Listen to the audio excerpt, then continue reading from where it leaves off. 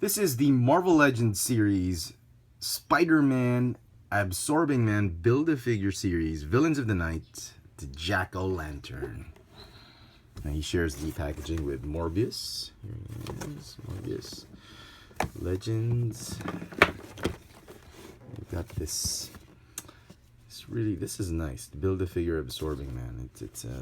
So when you're looking through the pegs, you already see which series the figure belongs to. That's nice. And here's the rest of the assortment. Okay, very interesting character. The first Jack-O-Lantern was what was his name? Jason McCandale, and he had that goofy looking outfit, really kooky.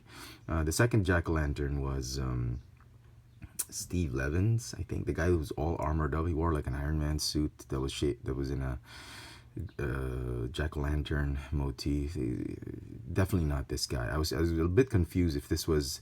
I had the impression this was going to be the McCandale Jack-O-Lantern, but if I'm not mistaken, based on the way he looks and how skinny he is, and he looks like an agent with all these web belts and pistol belts and whatnot. I think this is the imposter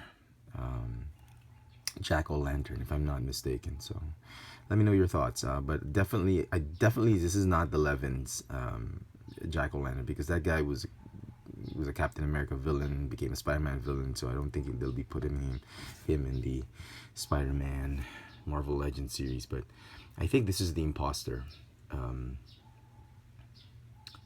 Jack-O-Lantern that appeared on the Venom comics, and that makes sense because they have Venom also in this series. So I guess that's fine.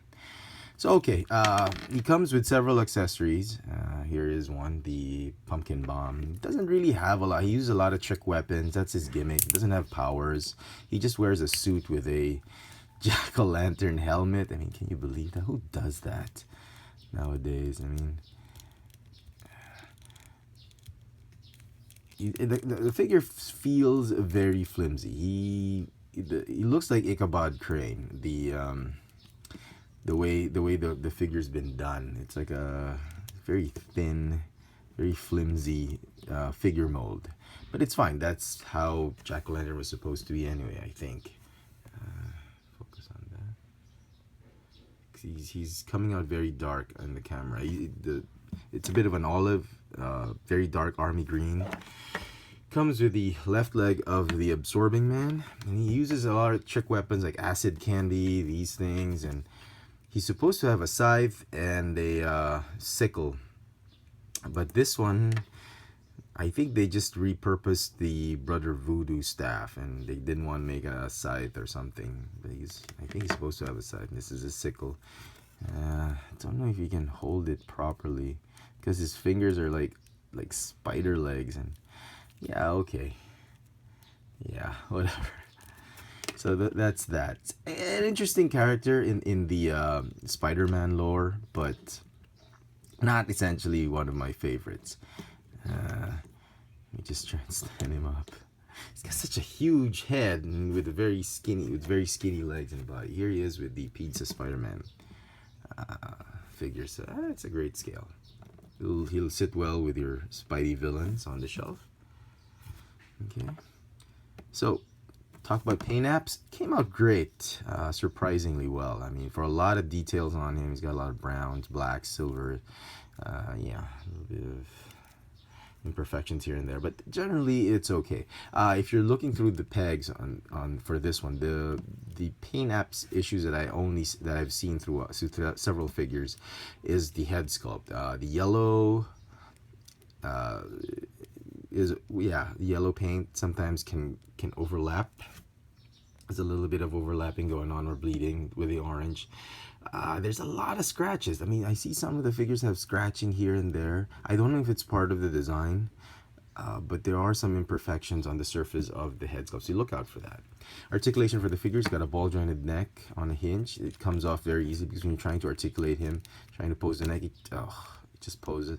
He can't look up all the way. I mean, he can just go like that, and that's it. Ab crunch, waist swivel, ball hinge shoulders, bicep swivel, double jointed elbows, swivel forearms, ball hinge hips, but the peg is at such a steep angle that if you want to move his legs forward, you got to twist it and twist it out like that. It just kind of sucks. It's fine. Waist swivel. No, sorry. Thigh swivel, double jointed knees, ball hinge ankles with the rocker joints. So not too bad. There's a little bit of weak ankle syndrome going on there, but not bad. I'm actually very pleased with this figure. I'm gonna give it a. The flimsiness is just screwing this figure up for me. So it's gonna get a decent 8 out of 10. Not bad looking. There's no light piping. I was kind of hoping there would be, shine through there, you know, but nothing. So if he weren't that flimsy, he'd probably get a higher score for me. But the details on the figure is fantastic. I think he's a great addition to the Spidey villains lineup for Marvel Legends, and it's a great pickup. A definitely better one than Morbius. If you're not really looking to build another Absorbing Man figure, definitely pick this one up over Morbius. There you go, folks. The Marvel Legends series, Spider-Man Absorbing Man Build-A-Figure series, Villains of the Night, Jack-O-Lantern, the Imposter, Jack-O-Lantern. Thanks for watching.